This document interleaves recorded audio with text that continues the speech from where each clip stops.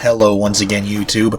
Major Tom 2417 here with episode 3 of EpicStravaganza, and to quote one Stuart Ashen, presenting for your delectations, a pair of shmups. Both freeware, obviously, from Epic Mega Games. The first being Kiloblaster. And yes, Chris Azik, aka Gemini, has done a video on this in Ancient DOS games, but he wasn't exactly a fan of this one for reasons I don't remember. Whatever the case. The story in this one is almost a complete afterthought, bordering on parody. You are the captain of the starship Kilo Prize. Gee, I wonder where they came up with that name. And the entire rest of the crew have been slain by aliens that appeared out of nowhere and attacked the ship. And you have to act fast before the Rebel Alliance catches up with you. I'm almost positive that Alan Pilgrim, who wrote this program, was just watching a bunch of sci-fi movies, Star Trek, Star Wars, what have you, involving space battles and starships and the like, and thought it would be hilarious to just jumble up story elements and names from each of these things into the backstory of this one game. Just my conjecture on that, though. Can't say that's exactly what happened. Moving swiftly on. Your ship is left dead in space, and you take a small fighter jet. No, I'm not making that up. That's what the story file actually says in-game. A small fighter jet, and go out and take the fight to the very same aliens that disabled your ship. That's pretty much all you get in terms of story. As for in-game items, strawberries give you wingmen, bananas give you 1,000 points, apples increase your shields, cans of spinach give you invincibility, the yellow letter T in a red circle gives you triple firepower, and there's a weird generator kind of thing that gives you maximum shields. You can also collect 2 different types of guided missile to fire upon your enemies with. There's a blue spinning ring thing, I forget what that does, and each episode has its own unique array of enemy ships for you to blast. That's pretty much it as far as items and enemies. The music and sound design here is... well, the music is good, if sort of similar to that of Jill of the Jungle. The sounds are all over the place. I'm pretty sure they just cobbled together a collection of sound files from Epic's Drum Blaster and their other noise-generating programs, and threw them in here for the sheer hell of it. Seriously, it's a cacophony of sounds. Every single screen. You're blasting enemies, they're blasting at you. Sometimes the sound of your ship firing just cuts out for no damn reason at all, and then sometimes it comes back. But it's an absolute cacophony every single time you start playing this thing. Just noise all over the place. Graphically, the menus and such look very similar to those in Jill of the Jungle, even though this is a shmup and that was a platformer. I'm guessing they used a similar engine type to power this game as they did with Jill of the Jungle. Don't know for sure. And it gets very repetitive very quickly. The backgrounds have some moving elements, which is nice, but they're just static screens otherwise. It's not parallax scrolling or anything. It's not even like the next game in this video, OverKill, in which you have background elements and foreground elements. It's usually just one image that just sits there, and the enemy ships come from the top of the screen, or the sides of the screen, or whatever, and you have to destroy them all.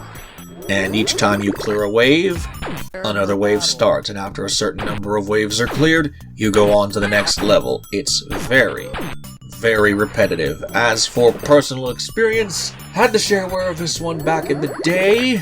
It got pretty old pretty fast, and I didn't hate it, but I wasn't very fond of it. And also the sound design, as previously mentioned, kind of got on my nerves. I don't remember when this one was made freeware, but it was. Unlike Jill of the Jungle, it is not available on Zoom platform or GOG. Don't know why, but it is in fact freeware.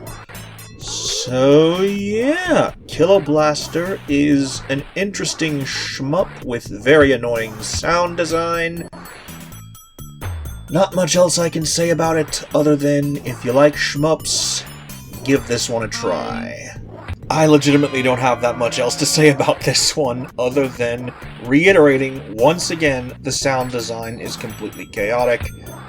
Almost forgot to mention, you can save your game at any point during gameplay, which is good because after a few waves of enemies, you're probably going to get either bored or annoyed with this and want to go do something else.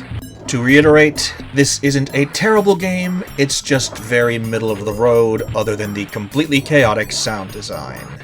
And that about wraps it up for my thoughts on Kiloblaster, written by Alan Pilgrim and released in 1992 by Epic Mega Games. And with that, we move swiftly on to the next game in this video, OverKill. Unlike the previous games in this EpicStravaganza series, ZZT, Jill of the Jungle, Zargon, and even Kiloblaster from earlier in this video, OverKill does not have an Ancient DOS Games video associated with it on Chris Azek's Pixel Amusement channel, so there's that. It also doesn't help matters that there's a completely unrelated game called OverKill, which is, I believe, a fighting game, unlike this one, which is a shmup, and was developed by a different company entirely and released in a different year. In the previous section of this video, I commented that the sound design was all over the place, but the music was somewhat decent. For OverKill, the music is also decent. The only problem with it is that you can't turn the music volume down at all. In fact, this game only has 4 sound settings. Music only, sound only, both, or none at all. And the volume control settings in Defend Reloaded only affect the sound effects. They don't affect the music at all. As far as the story of this game goes, the story, such as it is so bare bones it almost doesn't bear mentioning, but I'm going to mention it anyway.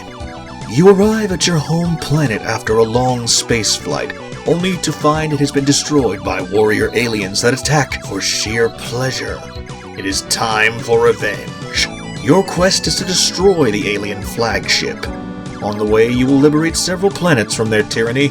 Beware, you will face meteor storms, space forts, hideous creatures, and powerful ships piloted by aliens who will do anything to stop you. Now, where do you suppose I found that blurb? In the instructions? In a file tucked away in the folder for the game? No. I found that on GameFAQs, and there are multiple games on GameFAQs listed as having OverKill for the title. I had to make damn sure I was looking at the correct one. Published by Epic, developed by Tech Noir, released in 1992. What I just read, starting with "You arrive at your home planet after a long space flight," is the story of this game. I assume at some point it was included on or with the game's packaging? Maybe? Who the hell knows?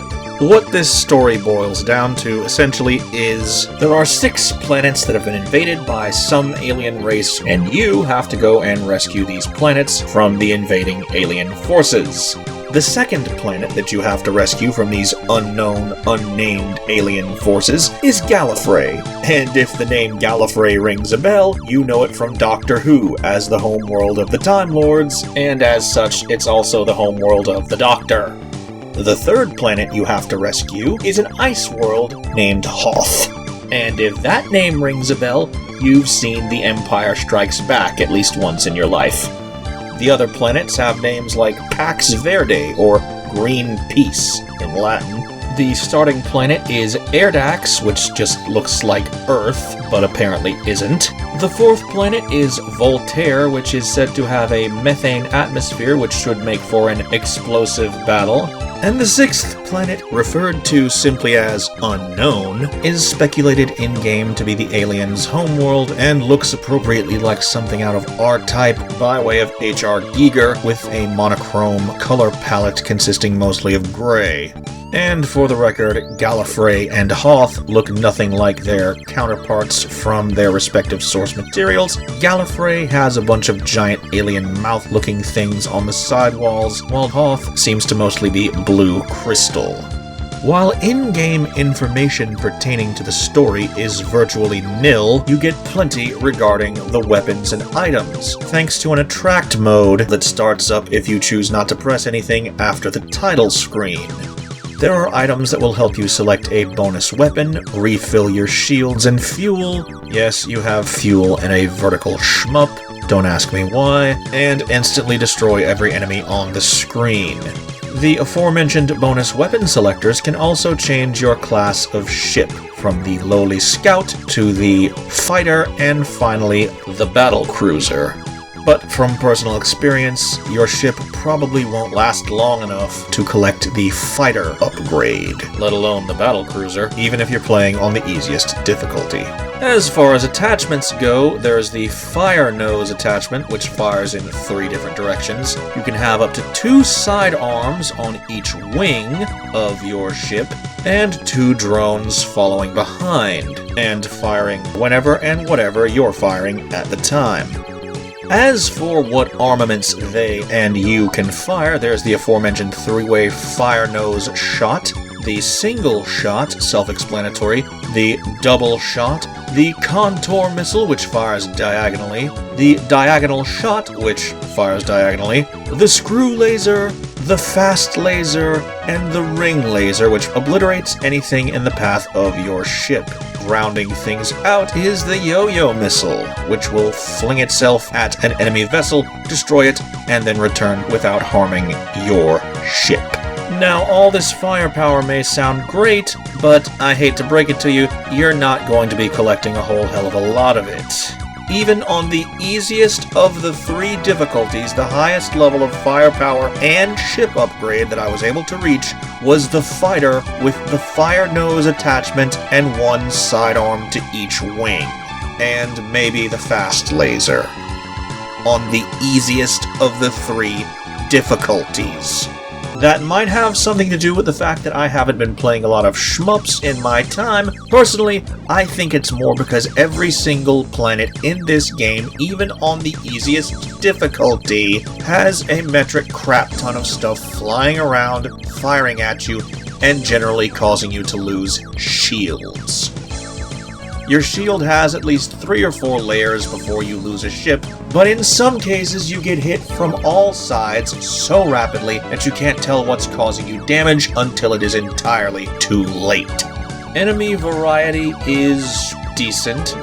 The game supports EGA, CGA, and Tandy color modes, although I've only ever used EGA via Defend Reloaded and by proxy DOSBox. And as far as personal experience with this one goes, I found the full freeware version while I was looking for new and exciting freeware titles to include in my DOSBox directory. I never had the shareware version back in the day. It was never on any of the CDs or floppy disks my uncle had. So yeah, I did play it a few times before going back to it for this video, but not all that often. Nearly forgot to mention, controls are incredibly simple. Spacebar to fire, arrow keys to move, tab to select your upgrades, and change your ship class if possible. So yeah. And that's going to be it for this video. Thank you all so very much for liking, watching, commenting, and subscribing. I hope you've been enjoying EpicStravaganza thus far, and everything else I've uploaded to the channel. And I hope you continue to enjoy the future installments of EpicStravaganza and the other videos I upload to this channel in the days, weeks, months, and years to come. This is Major Tom 2417, signing out.